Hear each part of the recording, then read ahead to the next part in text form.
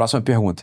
Gostaria de saber se existe uma ordem correta para se estudar os textos esotéricos. Pedrão fez essa pergunta. Pedro de Albuquerque Cavalcante. Pedro, é uma pergunta boa mesmo, né? A gente tá aqui no meio dessas aulas de simbólica, né? Então, assim, faz sentido que você pergunte isso. Posso te dar uma dica de guru mais velho? Deixa eu te dar uma dica de guru mais velho, tá, Pedroca?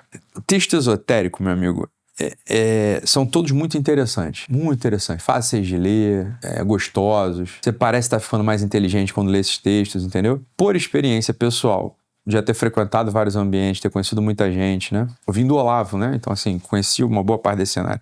O que eu vi na minha vida foi que as pessoas que foram para esses textos ficaram burras, malucas mais, entendeu? Assim, Ítalo, eu quero muito ler esses textos. Tá bom, não sou eu que vou dizer pra você não ler, você é maior de idade, acho, né?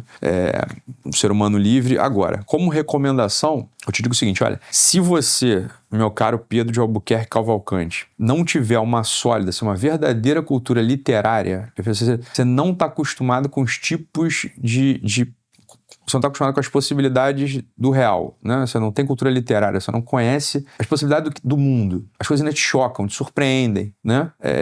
Você se espanta com as coisas que aparecem na realidade, né? E não tem, de fato, uma cultura literária, não leu textos literários, ou não... Vamos lá. Se você não gosta de texto literário, e é perfeitamente possível uma pessoa não gostar de texto literário e meio que não acontece nada. Você não gosta de texto literário, não gosta de texto literário, beleza. Você não pode ler esse tipo de coisa achando que vai sair bem. Você vai se ferrar. Entendeu? Pode ler, mas você vai ficar maluco. Porque vai ser muito fácil te enrolar. Dado que você não conhece as nuances da linguagem, perfeito, das histórias possíveis, do que você tem que absorver, mas sabendo que é só ficção. Tem um monte de coisa que, isso é maravilhoso, mas é só ficção, porra.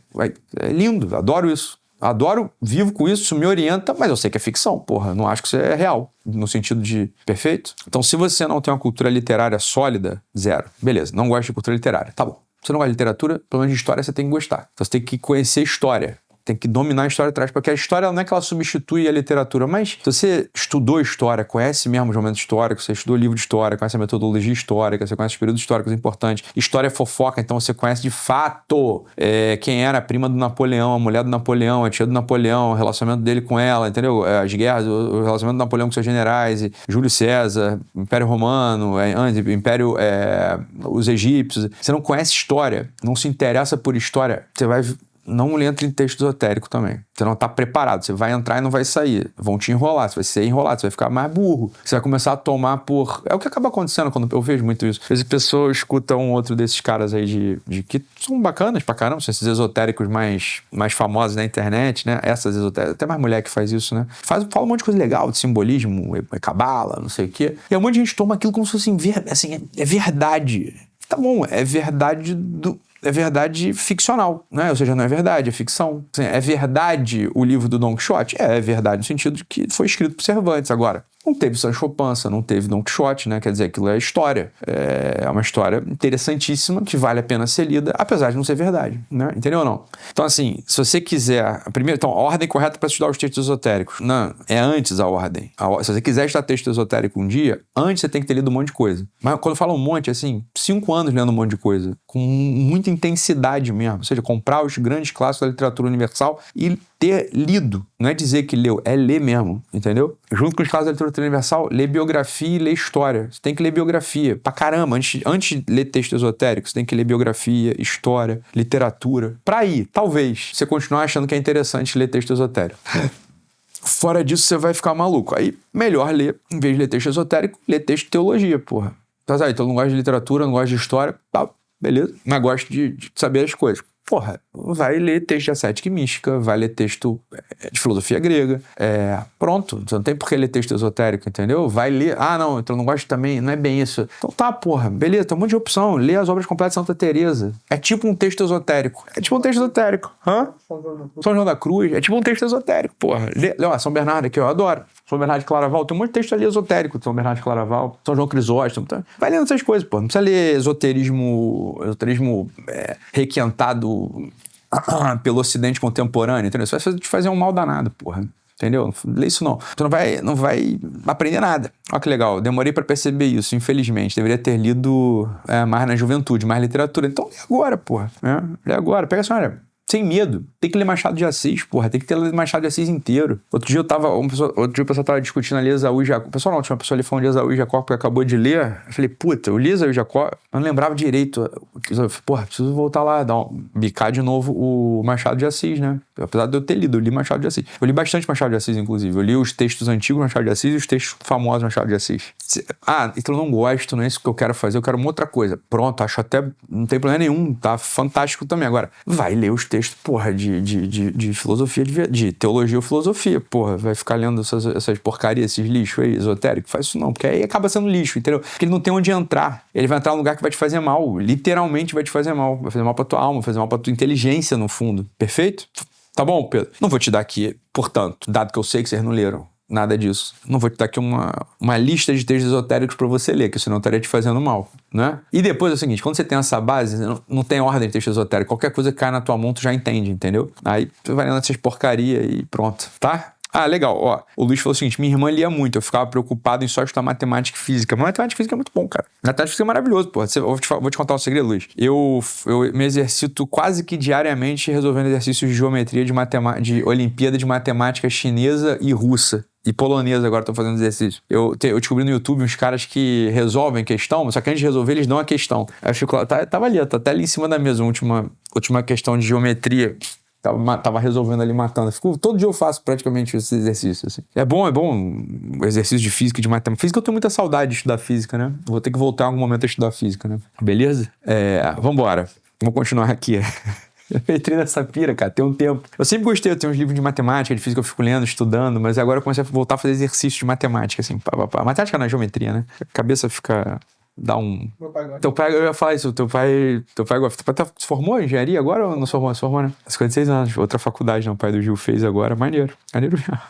Eu faria, cara, fazer física um dia desse. Parecer uma faculdade de física online, eu faço. AD em física. Bom, tem que ser bom, dá pra ser porcaria, né? Bora. Jonathan perguntou, como interpretar os símbolos? O que eu preciso saber para poder reconhecer que algo é um símbolo e entender o que aquele símbolo quer dizer? Jonathan, bacana a tua pergunta. O que eu falei aqui no primeiro dia, deixa eu relembrar para você. É o seguinte, olha, esse curso, ele não é um curso de leitura de símbolo, beleza? Até porque eu não acredito nisso, né? No sentido que algumas pessoas fazem, né? Então, sei lá, deixa eu pegar aqui o simbolismo dessa catedral, pegar o simbolismo dessas músicas, pegar o simbolismo desse videoclipe, pegar o simbolismo... isso é um jeito de entender simbólica. A gente tá fazendo uma coisa muito mais profunda aqui, né? Então, o que a gente tá fazendo? Vamos lá, definição não, vamos lá. O que eu falei sobre, não é definição, o que eu falei sobre símbolo lá no início? O que eu falei é o seguinte, olha, tudo foi criado por Deus, né? Deus tem ser, Deus é o ser em ato puro, e tudo quanto ele cria na cadeia do ser, ou seja, ele vai dando ser às coisas, tá? E cada coisa é de um jeito diferente, né?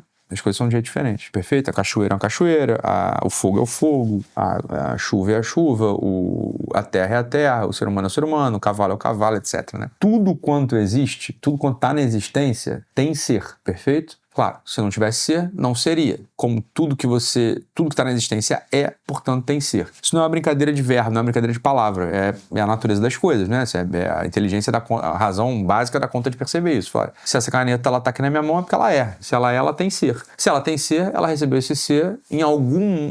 Se você vai subindo, né? Quer dizer, beleza. Recebeu o ser humano foi lá, trabalhou a terra, pegou o ferro, aí trabalhou o ferro, ok. Mas você vai subindo... participa, essa é a teoria, participa de Deus em alguma medida, né? Ela vai participar de Deus em última progressão, levando isso ao limite, a coisa participa de Deus porque recebeu o ser de Deus. Tudo que está na existência tem ser, perfeito? Tudo que é e que você percebe, ou tudo que é, né? Mas aqui é pra gente, tudo que a gente percebe tem ser e é presença de algo, é a presença de Deus. É isso, no fundo, né? Quer dizer, tudo que existe é presença, tudo que existe, claro, tudo que existe em algum lugar muito interior, muito interno, no seu ser, reflete o esplendor da criação, perfeito? Porque tem ser. Né?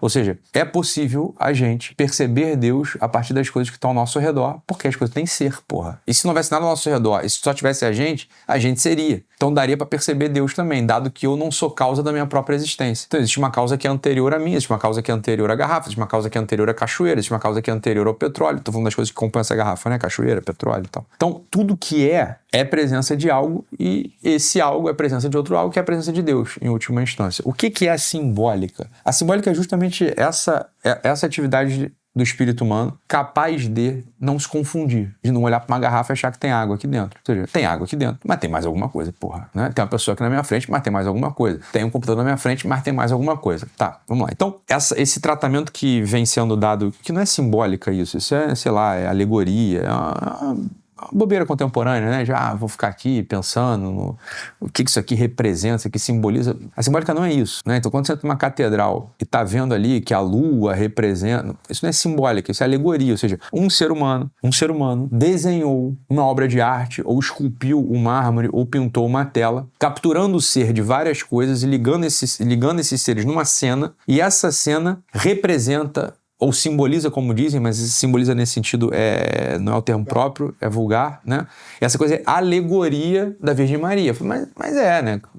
Tá, mas porque alguém botou ali as coisas juntas, um ser humano botou ali as coisas juntas. A simbólica é uma atividade muito mais profunda, que é muito mais inominável, muito mais difícil de você dar nome. Quer dizer, na simbólica você está na simbólica. E para você estar na simbólica, você precisa desse exercício que a gente vem fazendo ao longo dessas aulas aqui, ou seja, essa conversa calma. Ou seja, todas as 3 aulas que a gente teve até aqui foram aulas sobre ideias e crenças. Sem esse conhecimento, você vai ter uma dificuldade de conseguir lá na frente, daqui a pouco a gente começar a falar de simbólica mesmo, ou seja, simbólica mesmo a gente já está falando, né? Mas começar a definir simbólica, matriz de intelecções e tal. Mas tudo bem, você tem uma matriz de intelecções, mas algo predispõe a matriz de intelecções. Essa é a definição da Suzanne Langer, né? O símbolo é uma matriz de intelecções. Ok, mas que intelecções são essas? Ele é símbolo, e o que está ali que predispõe a seu conjunto de intelecções em articulação?